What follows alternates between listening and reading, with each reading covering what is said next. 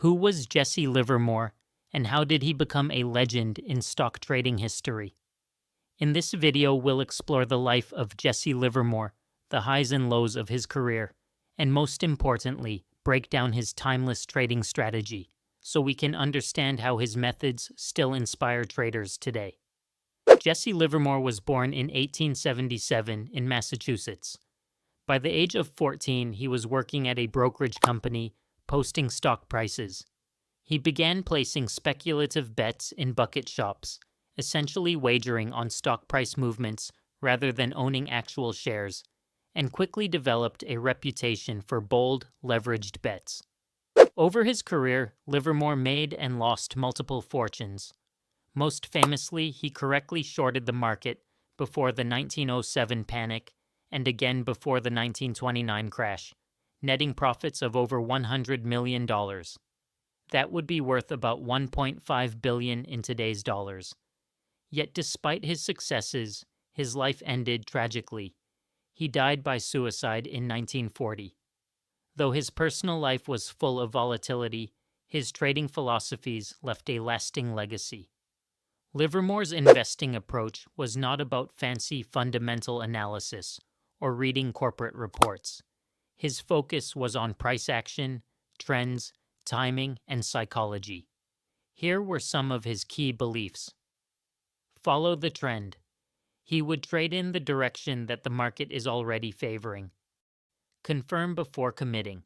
He believed your own opinion holds little weight unless confirmed by the market itself. Manage risk, cut losses quickly, and let winners run. One of his most famous rules was to aggressively exit losing trades rather than hope for a reversal. Scale into positions, start with a modest size. If the trend confirms, add more. Don't go all in at once.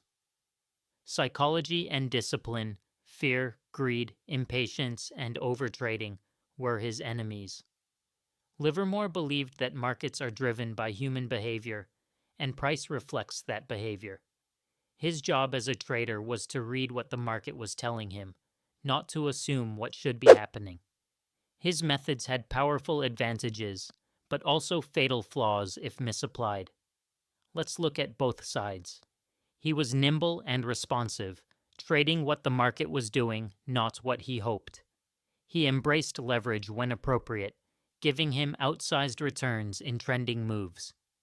He had strong conviction once a trend confirmed, which allowed him to hold big positions in roaring trends. His emphasis on risk control to cut losses quickly protected him from catastrophic drawdowns when adhered to. Now, what went wrong? Leverage is double-edged. If trends reverse, big losses can accumulate fast. Even Livermore sometimes violated his own rules. Those emotional decisions cost him dearly. He sometimes held on to positions too long, hoping for a bounce when he should have exited earlier. His life story reminds us that managing psychology is as important as managing money. In many ways, Livermore's greatest lesson wasn't in the mechanics, but in knowing yourself as a trader, to guard against overconfidence, overtrading, and emotional decision-making. Why do traders still study Jesse Livermore today? Because despite a century of market evolution, his core insights remain highly relevant. Trend following is a staple in many modern systems.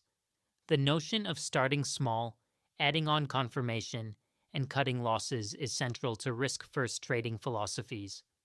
His emphasis on adaptability, patience, and discipline translates well even in today's markets.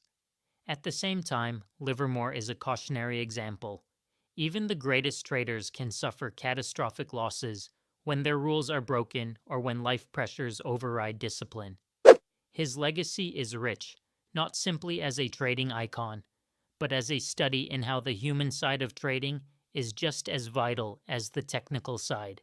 To sum up, Jesse Livermore was a trailblazing speculator who made and lost fortunes by reading market price action, following trends, and managing risk. While not flawless, his lessons continue to inform modern traders. If you enjoyed this video, hit that like button, share it with a friend, and subscribe for more weekly content on money and finance. Also, tell me in the comments, which part of Livermore's strategy resonated most with you? Thanks for watching. Until next time, keep earning, keep saving, and keep investing.